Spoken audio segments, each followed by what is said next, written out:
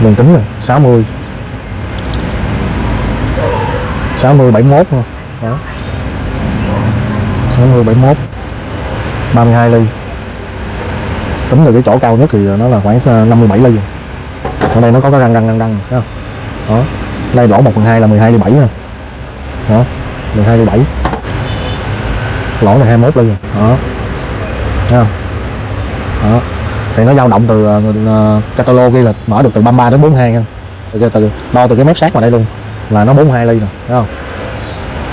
Đây là cái con lăn của nó nè, con lăn của nó có rãnh nè, bên trong đây nó cũng có rãnh luôn. Đó, thấy không? Bên trong đây là nó có răng luôn. Một đoạn này thôi, ngay khúc này,